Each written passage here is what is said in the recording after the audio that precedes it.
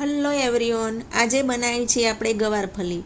તો જોઈ શકો છો કે ગવાર લીધો છે, પછી ડુંગળી લીધી છે, ટામેટાં લઈ લીધા છે અને લસણ લીધું છે। લસણને આપણે ખાંડવા લેવાનું છે।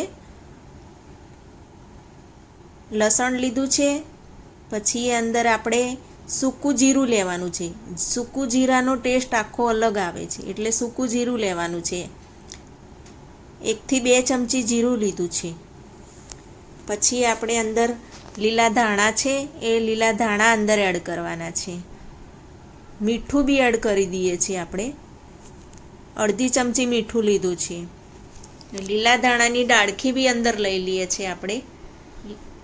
ડાળખી, લીલા ધાણા, આખું જીરું એને વાટી અને એનો સ્વાદ આખો અલગ જ આવે છે। હવે આપણે એક પેન લીધી છે, એને ગરમ કરવા મૂકી દીધી છે અને પછી એમાં જીરાનો વઘાર કરીશું। એકલું જીરું જ નાખવાનું છે આજે આમાં। ગવારમાં એકલું જીરાથી જ વધારે ટેસ્ટ આવે છે, એટલે જીરું લેવાનું છે। એટલે જીરું નાખી દઈએ છીએ અને પછી થોડો અજમો બી નાખવાનો છે। અજમાનાથી બી સારું એવું આપણને લાગે છે, એટલે જીરું નાખી દઈશું પહેલાં અને પછી 1 ચમચી જીરું લઈશું અને પછી 1/2 ચમચી અજમો લઈશું। એટલે આપણે અજમો બી અંદર એડ કરી દઈએ છીએ, એટલે અજમો અને જીરું બંનેનો ટેસ્ટ બહુ સારો એવો આવે છે। તો તમે જોઈ શકો છો કે હવે આપણે તેલ બી લઈશું। તેલ 2 ચમચી લેવાનું છે,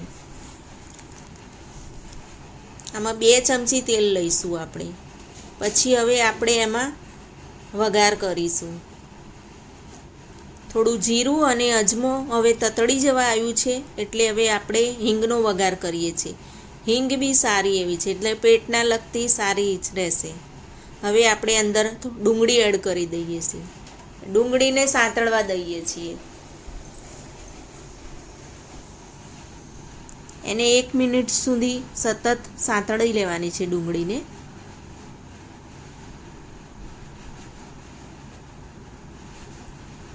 હલાવી દઈશું એને પ્રોપર। હવે ડુંગળી થઈ જવા આવી છે।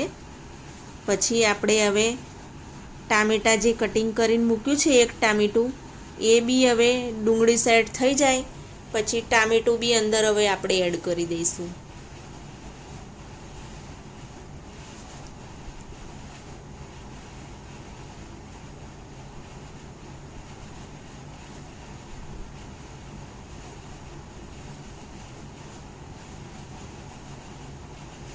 હવે ડુંગળી અને ટામેટાં બંને આપણે મિક્સ કરી અને હલાવતા રહેવાનું છે।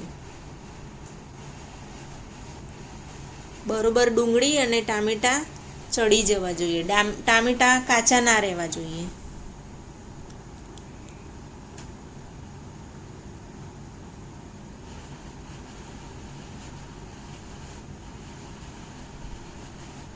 હવે ડુંગળી ને ટામેટાં સેટ થઈ ગયા છે। હવે આપણે મસાલા કરીશું એની અંદર।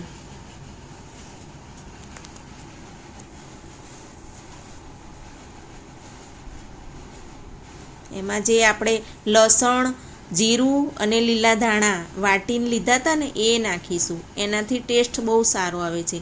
આખું જીરું વાટ્યું છે અને લસણ અને મીઠું અને લીલા ધાણા છે। એ સબ્જીમાં મેન ભૂમિકા જીરાની જ છે વધારે। આ સબ્જીમાં ગવારફળીમાં જીરું વધારે સારું હોય તો બહુ ટેસ્ટ એનો આખો અલગ જ આવે છે। તો તમે જોઈ શકો છો કે મેં જીરું, લીલા ધાણા અને લસણ ત્રણેય વાટી અને વઘાર કરી લીધો છે। અંદર મીઠું બી નાખેલું જ છે।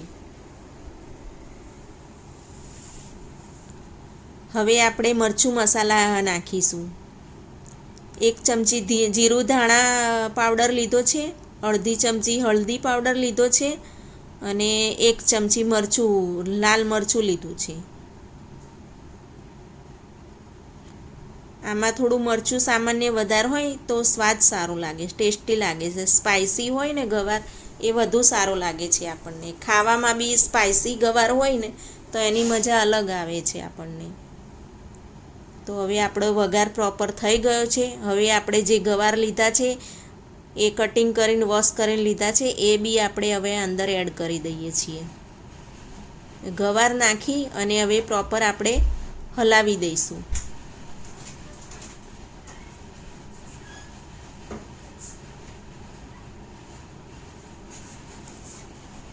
બધું મિક્સ કરી લીધું છે. હવે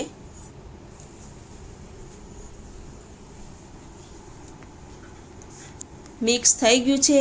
1 મિનિટ થવા દેવાની છે અને પછી હવે આપણે એની અંદર પાણી એડ કરવાનું છે. પાણી બી ગવારફળીના લીધે થોડું વધારે નાખવાનું છે. 1 ગ્લાસ જેટલું તો પાણી અંદર એડ કરવાનું જ છે.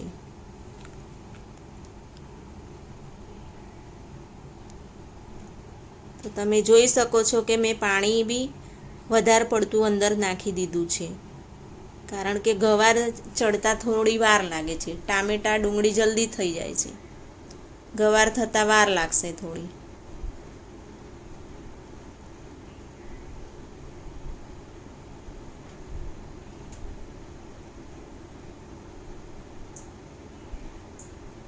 હવે બરોબર પ્રોપર આપણે હલાવી દઈશું અને પછી ઢાંકણું બંધ કરીને મૂકી દઈએ છીએ.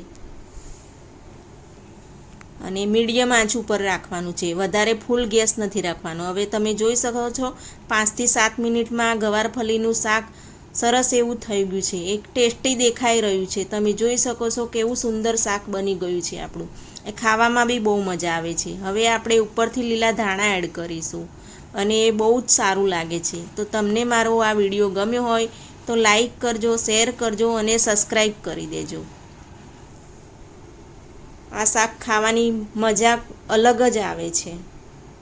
એને તમે રાગી જુવારની રોટી સાથે બી લઈ શકો છો, જુવાર બેસનની રોટી સાથે બી લઈ શકો છો. આગળના વિડીયોમાં મારે આપેલું છે, જોઈ શકશો.